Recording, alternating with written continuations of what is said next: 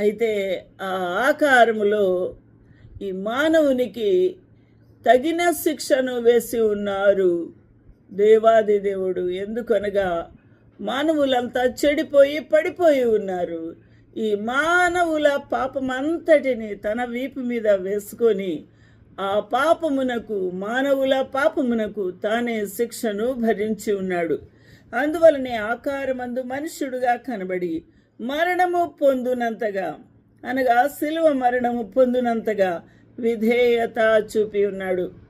యేసుక్రీస్తు ప్రభుని సిలువ వేయుటకు పిలాతు అధిపతి ఆయన రాణు వారికి అప్పగించి ఉన్నాడు. మీరు సిలువ వేయండి మీ ఇష్ట ప్రకారమే అని. వారి కేకలే గెలిచిని. అప్పుడు రాణువారు వీరెవరు? రోమీయులు. రోమా ప్రభుత్వములో ఉంది ఇశ్రాయేలు దేశం. ఆ రోమీయులు మహాబలాఢ్యులు, భటులు. వారు సిలువ వేయుటకు యేసుక్రీస్తు ప్రభు చేతులను కాళ్లను ఆ యొక్క పచ్చి గుదిబండకు దిగగొట్టి ఆ యొక్క యేసుక్రీస్తు ప్రభు సిలువపై వేలాడదీసి మధ్యాహ్నం వేళ గొల్గతా శిఖరం పైన ఆ గోతిలో, రాతి గోతిలో దిగగొట్టి ఉన్నారు, దిగవేసి ఉన్నారు సిలువను.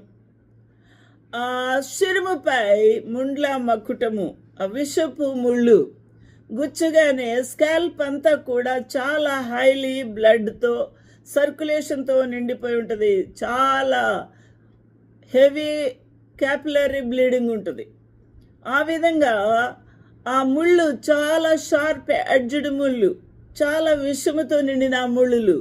వాటిని గుచ్చగానే అవి ఒక పైప్ లైను, ఏ విధంగా స్ప్రింగ్ టైప్ ఏ విధంగా మరి మొత్తం అంతా కూడా చిమ్ముతా ఉంటుందో ఆ విధంగా ఒక్కసారి యేసుక్రీస్తు ప్రభు శిరము నుండి చిమ్ముతూ ప్రవహిస్తూ ముఖమంతా చారలుగా కారుతూ ఎండుతూ దిగి వస్తూ ఉంది ప్రవాహము వలె. ఆ ప్రభువు ఆ విధంగా శిక్షను అనుభవిస్తూ ఉన్నప్పుడు, కాగరించి ఉమ్ముతూ ఉన్నప్పుడు, ఆయన చెంపలంతా చెల్లుమని గుద్దుతూ ఉన్నప్పుడు, రక్తపు మడుగు చేత అది గడ్డగడుతూ ఉన్నప్పుడు, ఆ యొక్క నోటి నిండా ఉన్న లాలాజలము కానీ రక్తము కానీ మొత్తం అంతా కూడా గాయమైన ఆ ప్రవాహం అంతా కారిపోతూ ఉంటే ఎండిపోయింది. అది ఒక చిల్ల పెంకు వలె అయింది, నాలుక కదలలేని స్థితి. అటువంటి పరిస్థితి